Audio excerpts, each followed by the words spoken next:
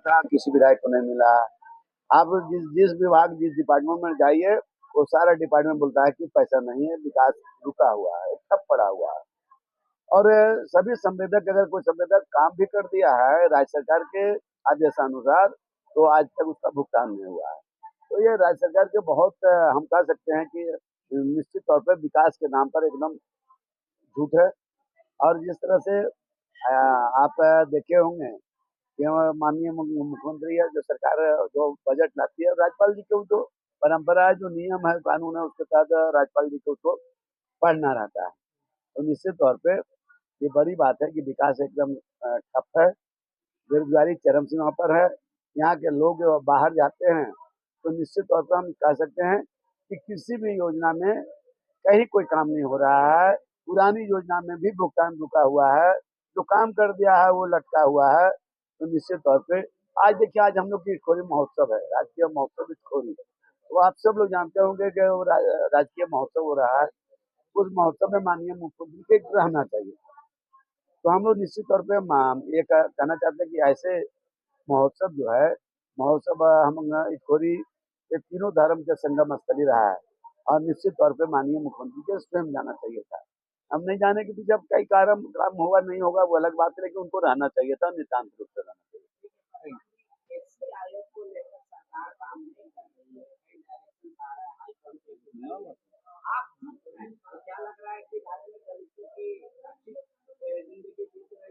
देखिए, एकदम सही सवाल आपने उठाया है।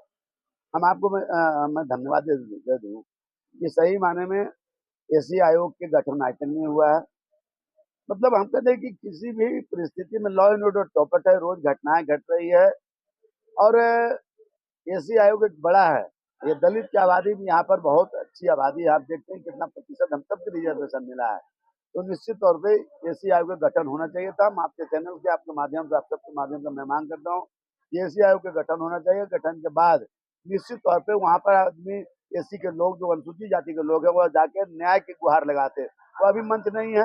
तो निश्चित तौर पे हम कह सकते हैं कि राज्य सरकार एसी के प्रति, अनुसूचित जाति लोगों के प्रति उनका उदासीनता है। उनके जो कार्यकलाप रहा है, वो हमको लगता है कि बहुत सराहनीय नहीं हम कह सकते। धन्यवाद। संवैधानिक दायित्व है, उसको निभाया और सरकार ने जो दिया उसको पढ़ के सुनाया है। लेकिन वर्तमान सरकार से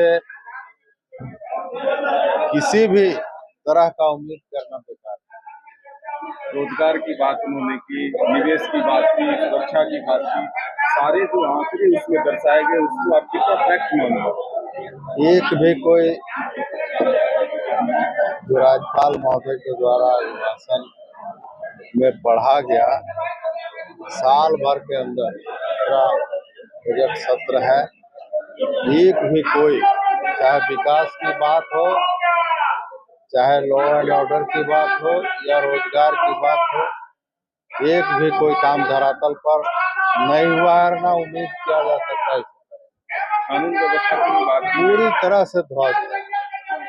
कोयला बालू खुलेआम लूट हो रही है। टेंडर हुए, इतना हो गया, खाली सरकार को ऑर्डर देने में आज इतना लेट जान के किया जा रहा है ताकि कालाबाजारी बालू का। फिर से एक बार बजट पेश होगा, पहले कितना कामकाज धरातल पर दिख रहा है?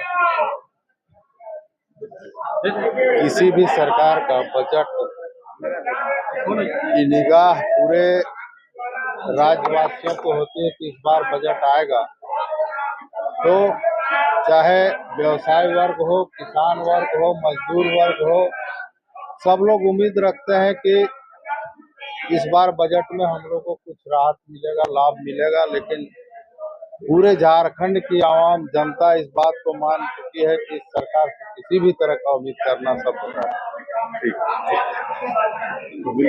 कहना है कि जो राज्यपाल अभिभाषण दिए हैं, झूठ का पुलिंदा है। ऐसे नहीं होता। हमारे राज्यपाल हैं, राज्य की सारी स्थिति परिस्थिति से वाकिफ है, और जिस तरह हमारी सरकार काम कर रही है इससे भी वाकिफ है। और जिस तरह से उनका अभिभाषण हुआ है, निश्चित रूप से हमारी सरकार जो है, हमारा बजट सेशन अभी है, ये बजट सेशन हमारे झारखंड के अंतिम व्यक्ति तक के लिए जो विकास का पैमाना जो तैयार किया हुआ है। और हमारा झारखंड सरकार जिस तरह से यहाँ के लोगों के लिए जो काम कर रही है, निश्चित रूप से हमारा ये बजट सेशन है, यहाँ हर व्यक्ति के उज्जवल भविष्य के लिए अपना ये कर रही है। और यहाँ पर जिस तरह से हम लोग देख रहे हैं, सभी वर्गों के लिए हम लोग यहाँ पर काम कर रहे हैं। यहाँ हमारा आदिवासी हो, पिछड़े हो, या तो हमारा अपना जितने भी वर्ग में हमारे पिछड़े वर्ग के लोग हैं, सबके लिए इस तरह से हमारी सरकार सोच रखी है। और ये हमारा जिस तरह से विपक्ष का जो करना हुआ है, हम लोग सभी देख रहे हैं। हम लोग केंद्र सरकार को देख रहे हैं, जिस तरह से हमारे यहाँ पे हर हाथ को हर महीने के उसको काम मिलने का जो अधिकार दिया था कांग्रेस पार्टी ने, हमारे डॉक्टर मनमोहन सिंह के द्वारा जो प्रधानमंत्री थे, उसने मनरेगा लाया था।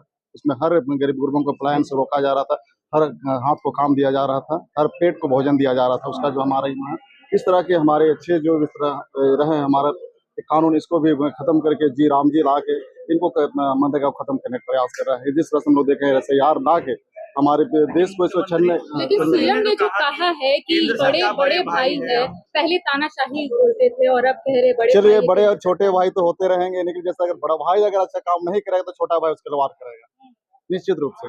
बड़ा भाई है तो बड़ा भाई की तरह काम करें और इस तरह से पूरे हमारे देश को छलने का काम ना करें। कांग्रेस के अंदर जो बातें चल रही उसके कारण ऐसे नहीं है। कांग्रेस और जेएमएम की बात में हम दोनों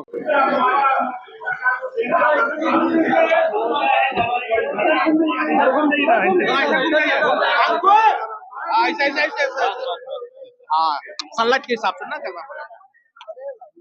ये ललन जी कहाँ है?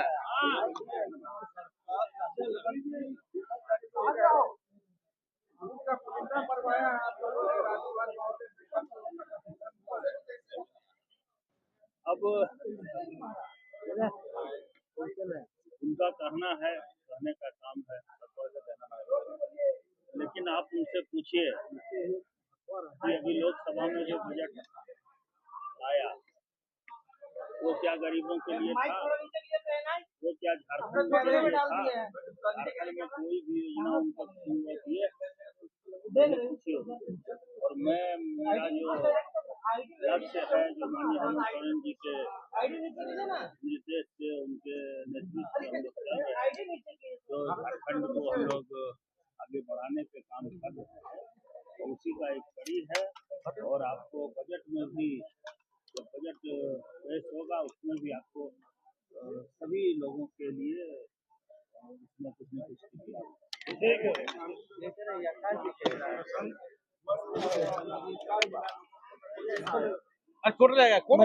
आप पिछले दिनों देखे होंगे कि 10,000 विद्यार्थियों को, 10,000 शिक्षकों को एक साथ हम लोग ट्रेनिंग दिए और आगे भी दे रहे हैं और आगे भी दे रहे हैं।